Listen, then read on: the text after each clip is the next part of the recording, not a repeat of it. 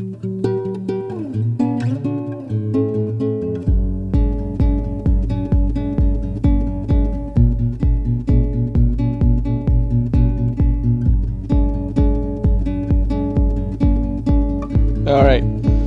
so I'm trying something a little bit different here. I'm going to be showing you guys what I did, and then I'm going to do a voiceover, and we're going to see if I can comment on this as it's going through, because it'll make it easier to record and more enjoyable to watch. So in this video, as you can see the circle right there, I modified the finger choil on my Spyderco Smock. I also I took the second D10 out last night, and what else did we do? I put a different pocket clip on the back side of it, as you can see right there. So right here I'm just kind of showing you everything that I did prior to. Here is the ball bearing, and on the other side of this we have the spring. Where's that? Come on, camera. Right there. There's the spring right there, and that was the original Spyderco clip that was on there. So right now I'm going to take the whole knife apart. I'm going to fast forward the rest of the video for right now, and then I'll stop it when I want to do some commentary on what I'm doing. Let me put a disclosure on this whole thing here. I am not a professional. I did not wear the proper PPE while doing this, and I did not know what I was doing going into this, short of just watching a couple videos. So take that with a grain of salt. I'm not showing you how to do it. I'm showing you how I did it.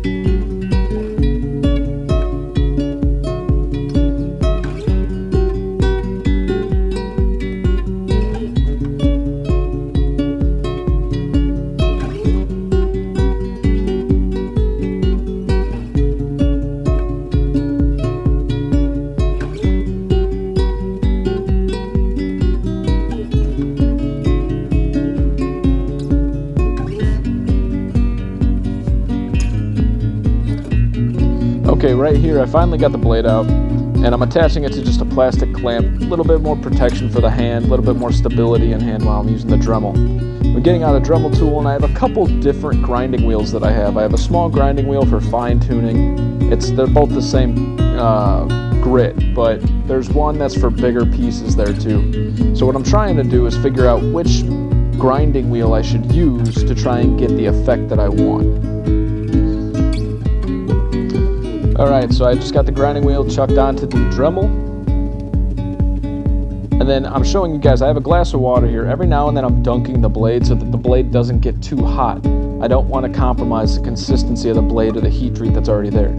Here I'm setting up the Dremel tool, and I'm starting it on low, and for the most part of this whole situation I'm using low because I don't want to make drastic changes that you cannot go back on. The key to everything when you're modifying something that I've learned through hard knock experience is don't try to go fast. You're not going to get the result you want. Just take it slow, take your time, be ready to sit there for a while and check periodically, like right there. I'm checking. You guys can't really see even a difference yet, but I can notice it slightly. And as a side note, I'm going to have to resharpen this blade because the Dremel kicked up on me a couple times right up the end of the bottom of the blade. No bueno.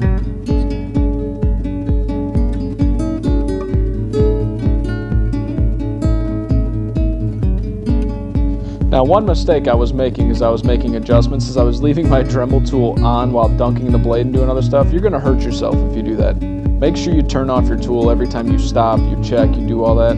It's just, you're going to hurt yourself. I didn't hurt myself, thankfully, but right there you see me set it down and it's still on. Dumb, dumb, dumb.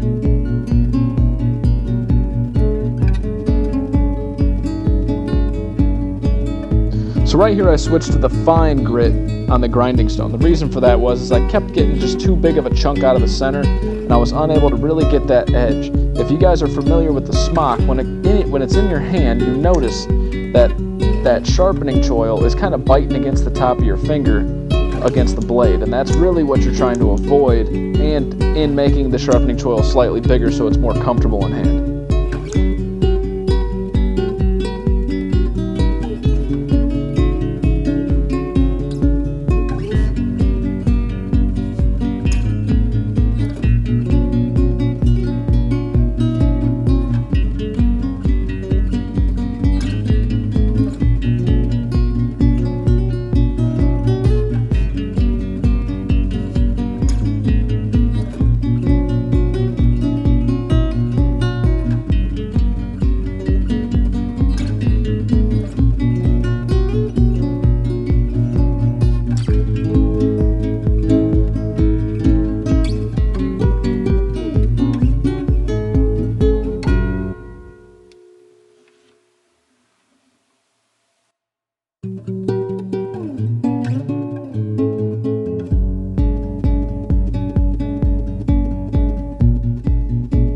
just dunked my blade and I'm checking the sharpening, or the finger choil right there. And I'm just checking the edges, and if you're going to modify it, at least do it to where you want. Because once you start modifying a knife, you're never going to be able to sell it for what you got it for. That's why as soon as I took out that second detent, even though I can put it back in, I was like, you know what, this is going to be a forever knife. I'm not going to get anywhere near what I paid for it now. Now it's my knife, so let's make it happen. Besides that, I ordered some scales for it already.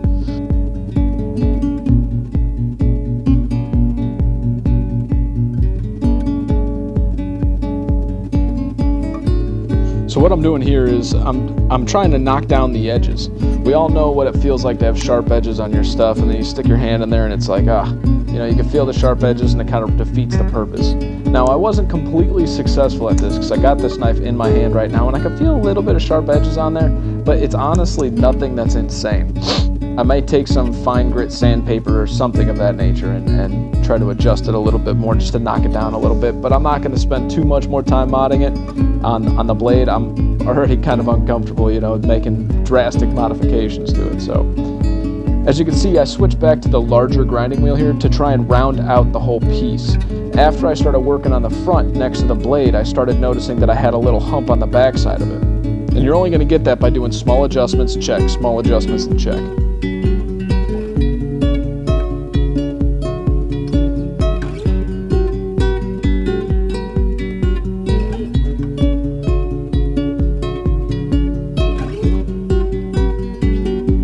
So what we're going to do now is I took my felt wheel and I'm taking a little bit of, it's like a polishing compound that has a tiny super fine grit that you would use on, like, say, wheels of your car. And I'm going to try to knock out some of the little scratches that I did, or at least buff them out a little bit.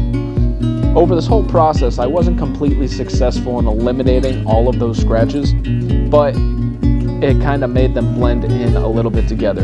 Those scratches come not because of the process, it comes because I am inexperienced and just kind of wung it as I go through, because that's what I do. I'm a trial by fire type of guy.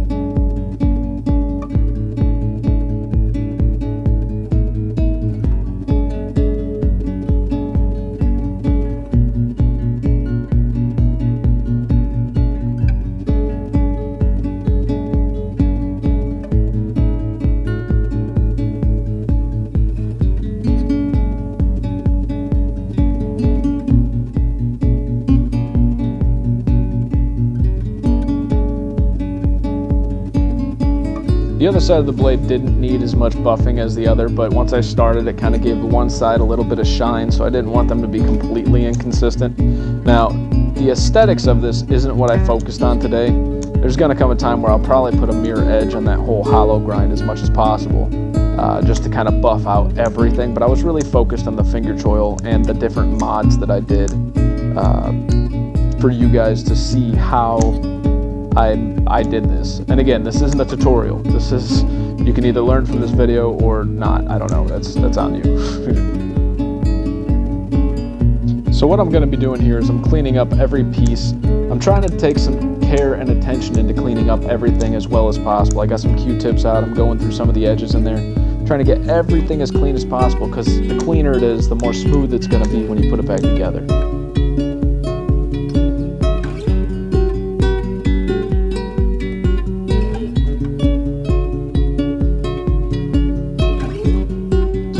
Now comes time to put it back together. So I'm kind of setting everything up. You're going to see me kind of fiddle with something. I screw up along the way where I didn't put the bearings on one side, so I got to take one side of the scales back off. But you know, that's basically the rest of the video until it's fully built and you can kind of see it all together.